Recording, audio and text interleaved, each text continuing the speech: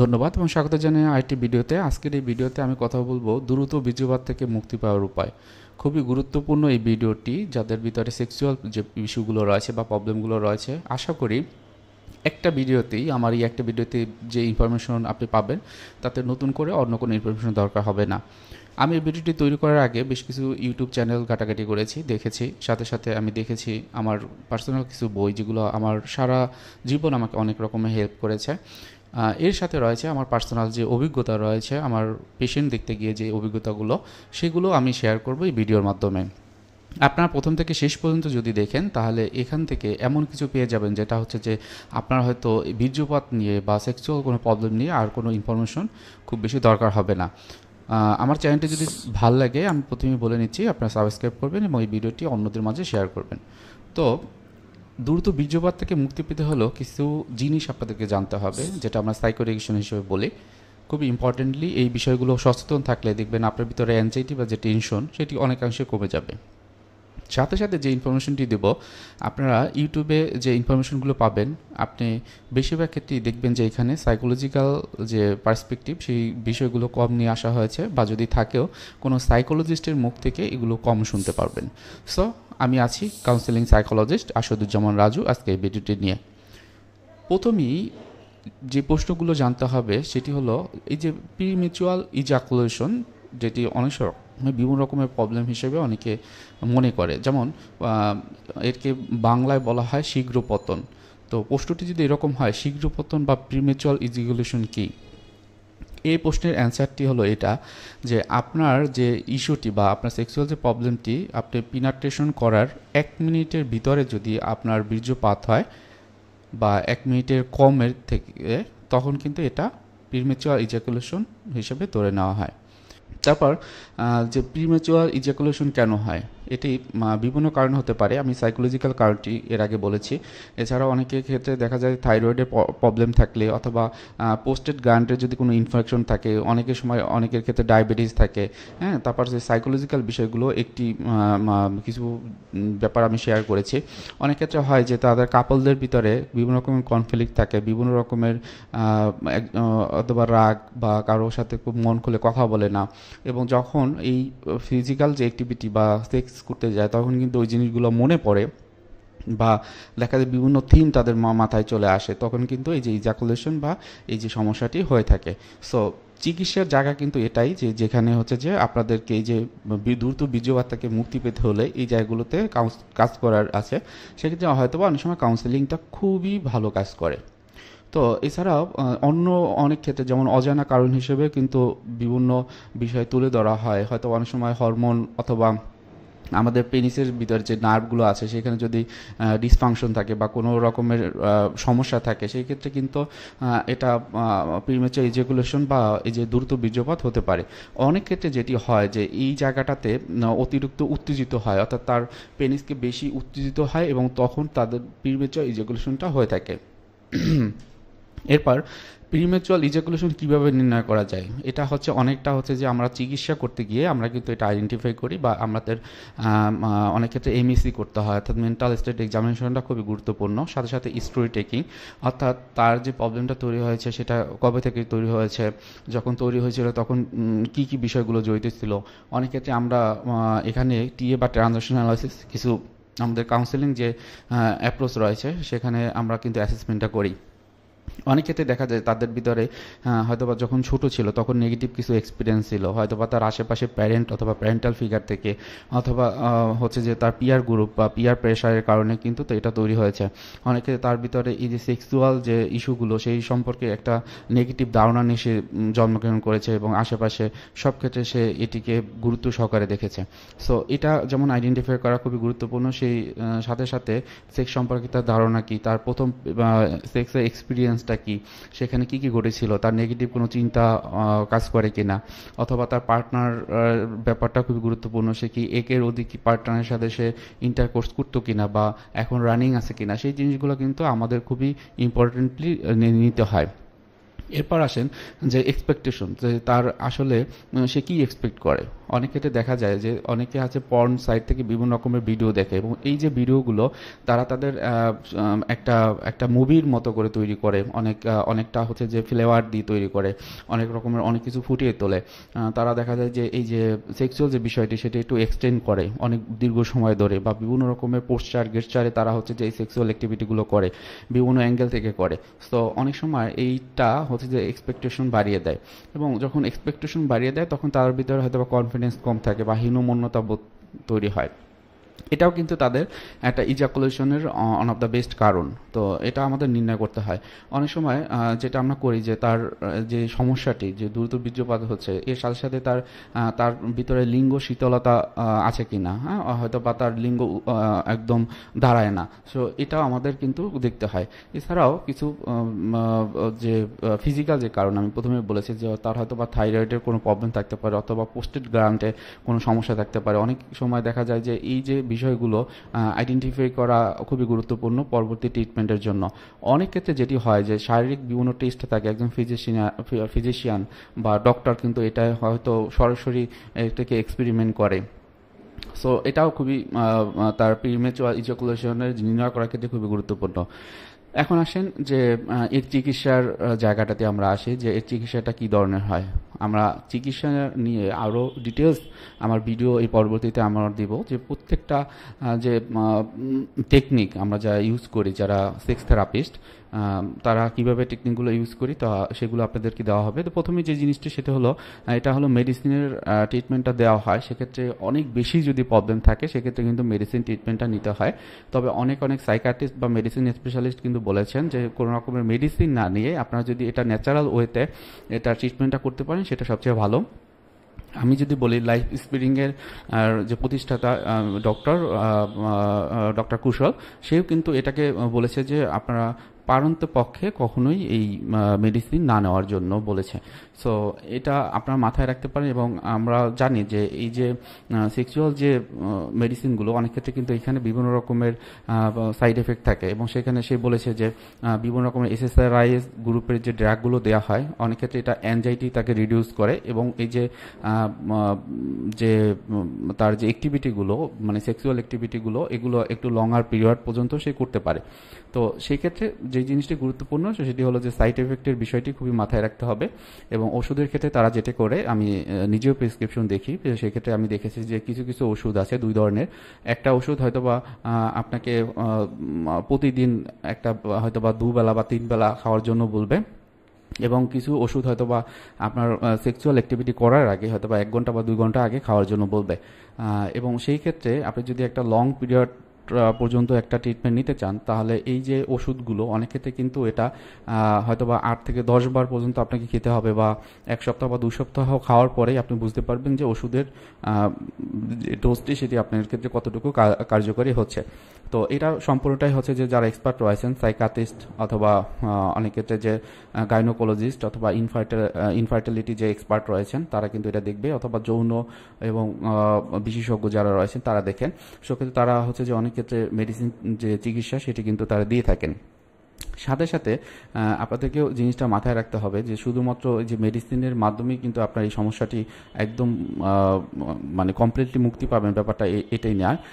সেক্ষেত্রে কিন্তু আপনাদের আরও বেশ কিছু বিষয় রয়েছে, সেগুলো মাথায় রাখতে হবে। যেমন আপনি নিজে একটু চেষ্টা করতে পারেন যে এটা সেলফ হেল্প টেকনিক হিসাবে হয়তো বা বিভিন্ন রকমের জেল থাকে সেটি কন্ডোমের সাথে মিক্স করে সেক্ষেত্রে কিন্তু আপনি সেক্সুয়াল যে অ্যাক্টিভিটিগুলো সেগুলো করতে পারেন। তবে এইখানে অনেক ক্ষেত্রে দেখা যায় যে আপনি যদি এরকম হয় যে বাচ্চা নিতে চাচ্ছেন না, সেই ক্ষেত্রে কিন্তু এটা আপনি ব্যবহার করতে পারেন, এটা করতে পারেন। এছাড়া বিভিন্ন রকমের সাইকোলজিক্যাল টেকনিক রয়েছে, যারা আমরা সাইকোলজিস্ট রয়েছে বা সেক্স থেরাপিস্ট হিসেবে আমরা কাজ করি, তারা কিন্তু ব্যবহার করি। তবে একটা জিনিস আমি এখানে বলে রাখি যে যারা হচ্ছে সাইকোলজিস্ট বা কাউন্সেলিং সাইকোলজিস্ট তারা কিন্তু সেক্স থেরাপিস্ট অনেক ক্ষেত্রে না, কেননা সেক্স থেরাপিস্ট হতে গেলে তাদেরকে কিন্তু আলাদা ট্রেনিং নিতে হয়। হয়তোবা সে একজন সাইকোলজিস্ট হতে পারে, সে কাউন্সেলিং সাইকোলজিস্ট অথবা ক্লিনিক্যাল সাইকোলজিস্ট, তারপরেও কিন্তু তাদেরকে সেক্স থেরাপির উপরে আলাদা ট্রেনিং নিতে হয়। তো এটি খুবই গুরুত্বপূর্ণ যে যখন আমরা আমাদের কাছে যে পেশেন্ট আসে তখন কিন্তু আমরা যেটি করি যে এই ক্ষেত্রে তাদেরকে হলো যে বেশ কিছু টেকনিক শিখিয়ে দিই এবং অনেক ক্ষেত্রে কাপলদেরও এইখানে আসতে হয়। যে আমি কয়েকটা জিনিস যদি শেয়ার করি, যেমন ক্যাজুয়াল এক্সারসাইজ বলা হয়, এটা সম্পূর্ণটাই হচ্ছে যে আমাদের কাছে আসলে আমরা হচ্ছে যে এটা তাদেরকে শিখিয়ে দিই এবং অনেক কিছু থাকে এখানে, সেটাই হয়তো বা এই ভিডিওর মাধ্যমে বলা সম্ভব না। এছাড়াও যেটা হয় যে স্কুজ সিম্পল একটা টেকনিক, যে আপনি যখন এই অ্যাক্টিভিটিগুলো করবেন বা সেক্স ইজাকুলেশন হবে, হ্যাঁ, তো সেই ক্ষেত্রে ওই সময়টায় আপনি হয়তো বা 10-15 সেকেন্ড আগে আপনার ব্রেন কিন্তু আপনাকে বুঝিয়ে দেবে যে you are going to ejaculate. তো ওই সময়টায় হয়তো বা আপনি আপনার পেনিসটাকে বের করে নিয়ে আসা এবং আপনার যে কাপল থাকবে তাকে হেল্প করা, সেই ক্ষেত্রে আপনাকে হেল্প করতে পারে। হয়তো বা আপনাকে ওই জায়গাটাতে যে আপনাকে স্কুইজ করা, অর্থাৎ আপনার যদি হয় যে এরকম আপনার লিঙ্গটা যদি এটাই হয়, সেক্ষেত্রে সে এটি চেপে ধরবে এবং চেপে দেওয়ার পর একটা নির্দিষ্ট সময় পরে আবার যখন ছেড়ে দেবে তখন দেখবেন যে আপনার পেনিসের যে মাসেলটি, সেই মাসেল একটু অ্যাবার্শন হবে এবং সেই ক্ষেত্রে আপনি পরবর্তীতে যখন আবার অ্যাক্টিভিটির সাথে নিজেকে অ্যাটাচ করবেন তখন দেখবেন এই সময়টা আরও বেড়ে যাবে। সো এটা আপনি নিজে নিজে করতে পারেন। এছাড়াও আমরা বলি স্টার্ট অ্যান্ড স্টপ টেকনিক, খুবই গুরুত্বপূর্ণ এটি। আপনি যখন এই সেক্সুয়াল অ্যাক্টিভিটিগুলো করবেন এবং একটা সময় যখন আপনি দেখবেন যে আপনার হয়তো বা এখন ইজাকুলেশন হবে, সেই সময়টায় আপনি যেটি করবেন যে আপনি এটিকে বের করে ফেলবেন। হয়তো বা আপনি এখন আপনার ব্রেনে সিগন্যাল দিচ্ছে হয়তো বা 10-15 সেকেন্ড পরে আপনি এখন আপনার বীর্য আউট হবে। সো ওই সময়টায় আপনি বের করে আবার একটু সময় নিয়ে হয়তো বা 1-2 মিনিট সময় নিয়ে আপনি অন্যান্য অ্যাক্টিভিটি করার পরে আপনি আবার হয়তো বা শুরু করতে পারেন।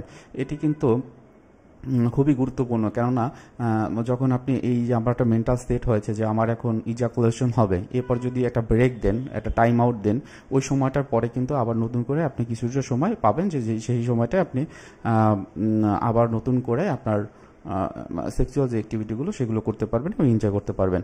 এবং এরপরে সবচেয়ে যে গুরুত্বপূর্ণ এবং খুবই ইম্পর্টেন্ট, অনেকে এই বিষয়গুলো জানে না। যেমন অনেকে মনে করে যে আমার পেনিসের সাইজ নিয়ে তারা চিন্তা করে এবং হয়তো বা পেনিস আমার বড় না, হয়তো বা আমি পারবো না।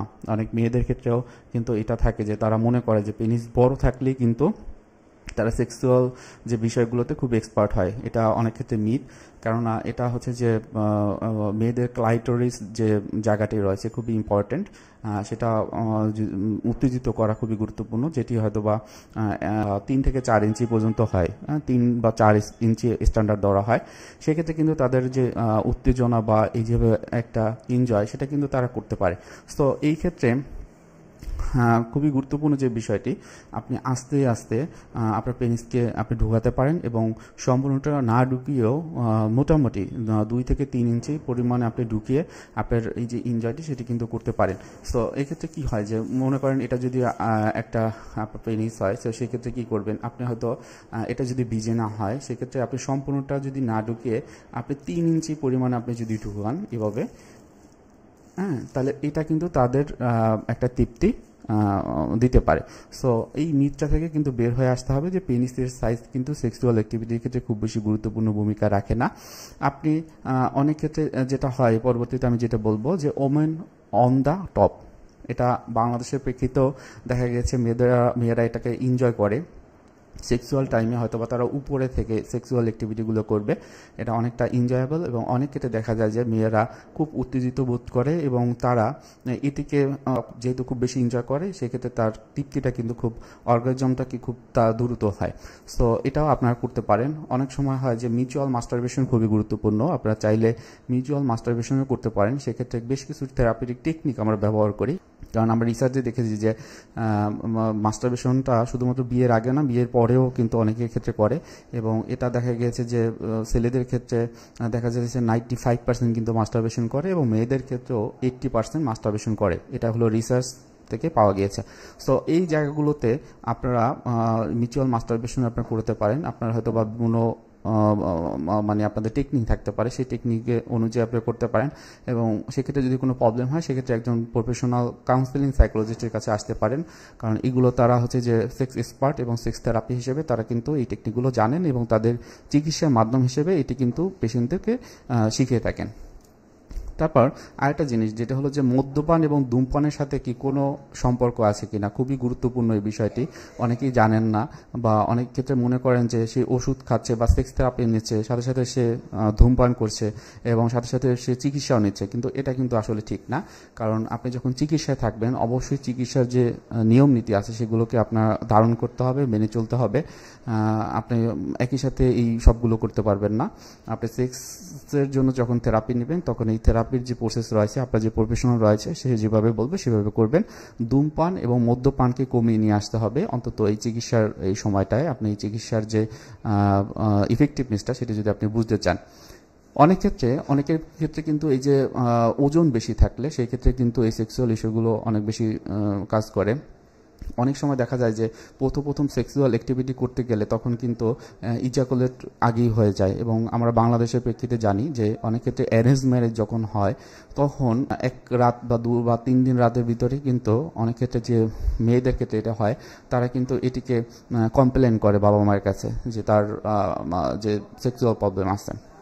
সেই ক্ষেত্রে যেটি হয় যে তাদের ভিতরে একটা কনফ্লিক্ট গ্রো হয়, কিন্তু তারা সায়েন্টিফিক যে ওয়ে সেটি কিন্তু জানে না যে এটা কিন্তু এক্সপিরিয়েন্সটা আস্তে আস্তে বৃদ্ধি পেতে থাকে। অর্থাৎ সেক্সুয়াল যে অ্যাক্টিভিটি সে যত করবে তখন তার সাথে সাথে এক্সপিরিয়েন্স হবে, অভিজ্ঞতা হবে, এবং সে আস্তে বেশি সময় ধরে কিন্তু সেক্সুয়াল অ্যাক্টিভিটিগুলো করতে পারে ছেলেদের ক্ষেত্রে। সো এটা খুবই গুরুত্বপূর্ণ। তো আপনারা যারা রয়েছেন মেয়েদেরকে আমি বলবো তারা একটু সময় নেওয়া এবং তাকে সময় দেওয়া।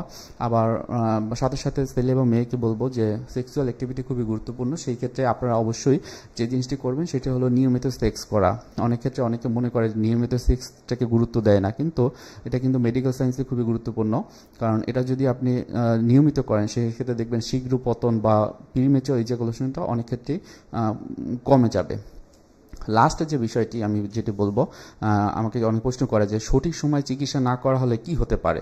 এটি খুবই গুরুত্বপূর্ণ, কারণ হচ্ছে যে আপনি যদি সঠিক সময় চিকিৎসাটি না নেন বেশ কয়েকটা ফ্যাক্টর আপনার ভিতরে কাজ করবে। কিছু হলো ফিজিক্যাল ফ্যাক্টর, যেমন হচ্ছে যে হয়তোবা আপনার হার্ট অ্যাটাকের বা হার্টের প্রবলেমের ঝুঁকিটা কিন্তু বেড়ে যাবে। অনেক সময় আপনার ব্লাড প্রেশারের পরিমাণ কিন্তু বেড়ে যাবে, এবং অনেক সময় ডায়াবেটিস হওয়ার সম্ভাবনা কিন্তু বৃদ্ধি পাবে। এটি কিন্তু খুবই গুরুত্বপূর্ণ যে নিয়মিত সেক্স করা, যেটা হলো আমাদের ফিজিক্যাল নিড এবং বায়োলজিক্যাল নিড, যেটা পূরণ করার জন্য আপনাকে অবশ্যই নিয়মিত সেক্স করতে হবে, অথবা যদি সেটি না হয় চিকিৎসার মাধ্যমে এই যে ইস্যুগুলো থাকবে সেগুলো সলভ করতে হবে। এবং যে বিষয়টি আমি এখানে বলবো যে অনেকের ক্ষেত্রে এটা কিন্তু মিথ থাকে যে সেক্সুয়াল অ্যাক্টিভিটিগুলো যে নিয়মিত আমার কনসেন্ট্রেশন দিতে হবে বিয়ের পর, সেটা তারা কিন্তু বুঝতে চায় না। কারণ তারা মনে করে সেক্সুয়াল অ্যাক্টিভিটির যে নিডটা, ছেলেদের ক্ষেত্রে আমি বলছি, তারা মনে করে যে এটা আমার নিড, হ্যাঁ আমার ছেলে হিসেবে আমার প্রাপ্য, আমি আমার সেক্সুয়াল নিড ফুলফিল হয়ে গেলে তখন আর কিছু করার থাকবে না, যেটি হলো অবশ্যই একটা ভুল ধারণা। সবসময় মনে রাখবেন যে সেক্সুয়াল স্যাটিসফ্যাকশনটা শুধুমাত্র আপনার না, আপনার যে পার্টনার রয়েছে তাকে স্যাটিসফাইড করার দায়িত্ব কিন্তু অনেক ক্ষেত্রে আপনার। এবং সেটি যদি আপনি মনে করে আপনি সেক্সটা করেন সেক্ষেত্রে দেখবেন যে আপনার প্রিম্যাচার ইজাকুলেশন বা এই যে দ্রুত বীর্যপাত সেক্ষেত্রে কমে যাবে। সেক্ষেত্রে আপনারা ফোর পেলে করতে পারেন, যেটা আমরা জানি যে সেক্স হচ্ছে যে আপনার পিনাট্রেশন করার, অর্থাৎ আপনার লিঙ্গ ঢোকানোর পরে যদি এরকম হয় যে আপনার 1 মিনিটের বেশি আপনি থাকতে পারেন, সেক্ষেত্রে কিন্তু এটা প্রবলেম হিসেবে ধরা হয় না। স্পেশালি আবার এটাও হয় অনেক ক্ষেত্রে যে আপনি হয়তো বা 2 মিনিট বা 3 মিনিট করলেন, এই যে 2 মিনিট 3 মিনিট করলেন সেই ক্ষেত্রে আপনাদের তৃপ্তির পরিমাণটা কতটুকু। সো আপনি যদি এর আগে ফোর প্লে করেন, আমরা জানি যে ফোর প্লের ক্ষেত্রে আপনি হয়তো বা একটু হাগ করলেন, অথবা একজনকে লাভ ল্যাঙ্গুয়েজ ব্যবহার করলেন, টাচ করলেন বিভিন্ন অর্গান দিয়ে, হ্যাঁ। তো এটার আলাদা আলাদা টেকনিক আছে, আমি অন্য কোনো ভিডিওতে আমি ডিটেলস বলবো। সো এগুলো আপনারা কিন্তু করতে পারেন। সো এটা যদি না হয় সেক্ষেত্রে অনেক ক্ষেত্রে কিন্তু কাপল থেরাপি দরকার হয়, হ্যাঁ। কাপল থেরাপি হয়তো বা তাদের ভিতরে বিভিন্ন রকমের কনফ্লিক্ট হচ্ছে, হয়তো বা একজন ওয়াইফ হয়তো বা অনেক দিন ধরে এটার ভিতর দিয়ে যাচ্ছে, হয়তো বা কাউকে বলতে পারছে না, এটা একটা কনফ্লিক্ট তৈরি করছে, তার ভিতরে মন কষ্ট তৈরি হচ্ছে, এবং একটা সময় এটা তার রাগ, অভিমান, ক্ষোভ এই পরিমাণটা বাড়িয়ে দিচ্ছে, ইমোশনাল হয়ে যাচ্ছে, তার হয়তো বা অন্যান্য দিকে চাহিদাগুলো বেশি বেশি তৈরি হচ্ছে, হ্যাঁ। সো হয়তো বা সে মার্কেট করতে চায়, অথবা তার যে সন্তান বা অন্যান্য যে শ্বশুর শাশুড়ি থাকে তাদেরকে বেশ কেয়ার করতে চায় না। সো এটা কিন্তু ইনহেরিটেন্ট, হ্যাঁ, আমাদের সেক্সুয়াল আর্জটা খুবই ইম্পর্টেন্ট, আমাদের গুরুত্ব সহকারে এটি নিতে হয়।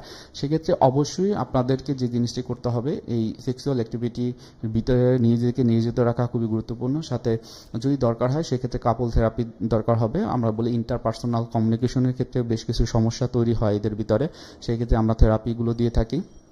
অনেক সময় টোটাল ফ্যামিলিকেও কিন্তু এখানে জড়িত করে তাদেরকে আলাদা আলাদাভাবে তার অ্যাক্টিভিটিগুলো, তার কী কী করণীয় তার জায়গা থেকে, সেই ক্ষেত্রে ফ্যামিলি কাউন্সেলিং আমরা যেটা বলি সেটি করানো হয়।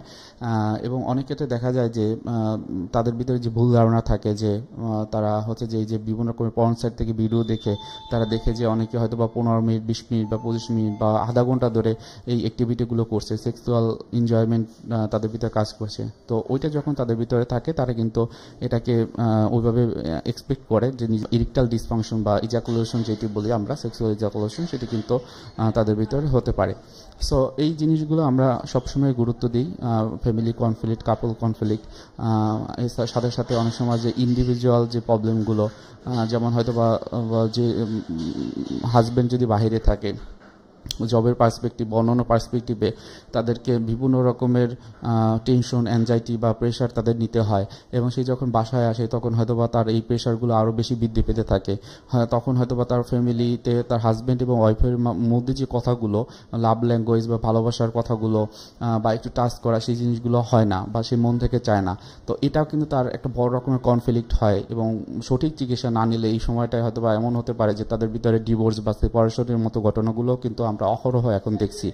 আমরা জানি যে ঢাকাতে প্রায় প্রতি ঘন্টায় 40টি হচ্ছে যে কিন্তু ডিভোর্স হয়, এবং আমি যেহেতু ঢাকাতেই প্র্যাকটিস করি, আমি এখানে দেখেছি তাদের ভিতরে অনেকের ভিতরে এই সেক্সুয়াল যে বিষয়গুলো খুবই গুরুত্ব সহকারে দিয়ে থাকে, সেটি মেয়ে অথবা ছেলে সবার ক্ষেত্রে। সো এই জিনিসটা আপনাদের মাথায় রাখা খুবই গুরুত্বপূর্ণ। অনেকের ক্ষেত্রে এই যে অন্যান্য যে মানসিক সমস্যা আমি যেটা বলেছি, ডিপ্রেশন, অ্যাংজাইটি, অনেকের ভিতরে পিটিএসডি থাকে, অনেকের ভিতরে কিন্তু ওসিডি থাকে, যেখানে ওসিডির ভিতরে আমরা জানি যে সেক্সুয়াল ওসিডি থাকে বা রিলিজিয়াস ওসিডি থাকে। এই জিনিসগুলো আমার কাছে যারা পেশেন্ট আসে তাদের ক্ষেত্রে, মেয়েদের ক্ষেত্রে আমি বেশি দেখেছি যে তাদের ভিতরে এই ওসিডির কারণে তারা কিন্তু সেক্সুয়াল আর্জ ফুলফিল করে না, বা তাদের ভিতরে একটা টেনশন কাজ করে, অ্যাংজাইটি কাজ করে, তখন কিন্তু এই অ্যাক্টিভিটি থেকে নিজেকে ধরে রাখে। সো আপনারা সঠিক সময় সঠিক চিকিৎসা যদি নিয়ে থাকেন তাহলে দেখবেন এ থেকে অনেক মুক্তি পাবেন, এবং সেক্সুয়াল বিষয়গুলো নিয়ে আর কোনো চিন্তা থাকবে না। এবং মুক্তি পেতে হলে অন্যান্য কিছু বিষয় আমরা সবসময় করি। আমরা এর আগে বলেছি কাপল থেরাপি বা ইন্ডিভিজুয়াল থেরাপি, এই বিষয়গুলো হয়তো বা আপনার জন্য একটু কঠিন হয়ে যেতে পারে, কারণ এগুলো হচ্ছে যে আমাদের ক্লিনিক্যাল টার্ম। আমরা সিবিটি ব্যবহার করি, কগনিটিভ বিহেভিয়ার থেরাপি, খুবই গুরুত্বপূর্ণ একটি থেরাপি, যেখানে আপনার কগনিশন এবং সাথে সাথে আপনার ইমোশন এবং বিহেভিয়ারকে নিয়ে আমরা কথা বলি, আপনার কাউন্সেলিং করি। এছাড়াও কিছু জিনিস আছে যেগুলো আপনি বাসাতে বসে করতে পারেন, যেমন মাইন্ডফুলনেস মেডিটেশন, খুবই ইফেক্টিভ একটা বিষয়, যেটি আপনাকে যে অটোনমিক নার্ভকে কমিয়ে রাখবে, এবং তখন আপনি সেক্সুয়াল আর্জ ফুলফিল করতে পারবেন, আপনি সেক্সুয়ালি আর্জড হবেন, সেক্সকে এনজয় করতে পারবেন। অনেকে সময় আমরা যেটি করি যে ওই সময়টাকে হয়তো বা মেডিটেশন করার মাধ্যমে তার একটা লেভেলে চলে আসে। আমরা ব্রিদিং এক্সারসাইজের কথা বলি, এছাড়াও বিভিন্ন রকমের থেরাপিউটিক টেকনিক আছে, এনএলপি রয়েছে, সেটা আমরা ব্যবহার করি। অনেকের ক্ষেত্রে ইএমডিআর ব্যবহার করি, কারণ হলো পিটিএসডি থাকে তার ভিতরে, সে যখন সেক্স করতে যায় তখন পূর্বের কোনো একটা কথা হঠাৎ করে মাথায় আসে, এবং তখনই তার ইজাকুলেশন হয়, প্রিমেচুয়ার ইজাকুলেশন হয়, বা তার লিঙ্গ উত্থিত হয় না। তো ওই জায়গাগুলো আমরা আইডেন্টিফাই করে ইএমডিআর থেরাপির যে টেকনিক আছে সেটি আমরা ব্যবহার করি। এছাড়া কাউন্সিলিং যে অ্যাপ্রোচ আছে সেটি ব্যবহার করি। তার ভিতরে যদি পুরনো ইনজাংশন থাকে, আমরা বলি ইনজাংশন, আমি এর আগেও বলেছি যে নেগেটিভ যে বিষয়গুলো তার ভিতরে কাজ করে, সেগুলো নিয়েও কিন্তু আমরা থেরাপির মাধ্যমে তাদের সামনে চলি। সো এই জিনিসগুলো যদি অল ইন অল করা হয় সেক্ষেত্রে কিন্তু তার এই যে প্রিমেচুয়ার ইজাকুলেশন বা শীঘ্র পতন বা দ্রুত বীর্যপাত, সেগুলো কিন্তু কোনো ক্রমই হবে না। আমি অনেক বড় করে ফেলেছি ভিডিওটি, তারপরে যদি অ্যাজ এ হোল আমি আবার একটু বলি, তাহলে প্রথম যে কথাটি, যে এই যে ইজাকুলেশনকে, প্রিমেচুয়ার ইজাকুলেশনকে বলা হয় শীঘ্র পতন। অনেক সময় ইরেকটাইল ডিসফাংশনও আমাদের হয়ে থাকে পেশেন্টদের ভিতরে। সো এই সময়টায় আমি বলার চেষ্টা করেছি এটি কি, এটা আসলে কত প্রকার, এটা প্রিমেচুয়ার লক্ষণ, প্রিমেচুয়ার ইজাকুলেশনের লক্ষণগুলো কি, প্রিমেচার ইজাকুলেশন কেন হয়, এটা কিভাবে নির্ণয় করা যায়, এর চিকিৎসা পদ্ধতি কী, সাথে সাথে কিছু কিছু বিষয় আছে যেটা মেনটেন করে, যেমন মদ্যপান বা বিড়ি সিগারেট খেলে এটি কিন্তু আস্তে আস্তে কন্টিনিউয়াসলি চলে। ফ্যামিলির ভিতরে কনফ্লিক্ট থাকলে বা নিজের ভিতরে মিউচুয়াল আন্ডারস্ট্যান্ডিং না থাকলে সেটির ক্ষেত্রে কিন্তু এই যে দ্রুত বীর্যপাত হওয়ার ঘটনা এটা কিন্তু অহরহ হতে পারে। অনেক ক্ষেত্রে ডিভোর্স অথবা সেপারেশন হওয়া কিন্তু খুব চোখে পড়ার মতো একটা বিষয় হয়ে থাকে। সো আমার ভিডিওটি এখানেই ছিল। আমি ভিডিওটি একটু বড় করেছি। আমি মোটামুটি বিভিন্ন বিষয়ে রিসার্চ করেছি। আমার যে রিসোর্সগুলো রয়েছে, বই, জার্নাল এবং গবেষণা রয়েছে, সেগুলো নিয়েই আমি মোটামুটি এই ভিডিওটি করার চেষ্টা করেছি। সাথে সাথে এর আগে যারা রয়েছেন আমি একটু চেষ্টা করেছিলাম যে কাউন্সেলিং সাইকোলজিস্ট বা ক্লিনিক্যাল সাইকোলজিস্ট কারা আছেন তারা তাদের পক্ষ থেকে আসলে কি বলেন। তো সত্যি কথা বলতে আমি যে কয়েকটা ভিডিও দেখেছি কোথাও দেখিনি যে কোনো একজন ক্লিনিক্যাল বা কাউন্সেলিং সাইকোলজিস্ট এই বিষয় নিয়ে কথা বলছে। খুবই ইম্পর্টেন্ট একটি টপিক, কারণ হচ্ছে আমরা যখন পার্সোনাল প্র্যাকটিস করি তখন তারা যখন সমস্যাটা নিয়ে আসে বায়োলজিক্যাল বা সেক্সুয়াল নিডটা খুবই গুরুত্ব সহকারে দেখে, হয়তো বা তারা লজ্জা বা ভয়ে কিন্তু তারা বলতে চায় না। সুতরাং আমি মোটামুটি একটু পড়াশোনা করেছি এবং আমার অভিজ্ঞতাগুলোকে কালেক্ট করেছি এবং সেই কালেকশনের জায়গা থেকেই কিন্তু আমার এই কথাগুলো আমি বলেছি। তারপরও যদি কেউ মনে করেন যে আপনার আরও কিছু ইনফরমেশন দরকার, থেরাপি নিয়ে আমি আরও ভিডিও দেব, সেখানে আমার পেশেন্ট যারা আসছে তারা কি কি সমস্যা নিয়ে আসছে এবং সেই সমস্যার ক্ষেত্রে সে কী ধরনের ট্রিটমেন্ট নিয়েছে এবং সর্বশেষে আসলে সে কী পেয়ে গেছে সেগুলো আমি আপনাদেরকে শেয়ার করব। আশা করি আপনারা আমার চ্যানেলের সাথে থাকবেন, আমার সাথে থাকবেন। কোনো বিষয় জানার থাকলে আপনারা কমেন্ট করবেন, রিকোয়েস্টেড ভিডিওগুলো আমি করব। সবাই ভালো থাকেন, সুস্থ থাকেন। আসসালামু আলাইকুম।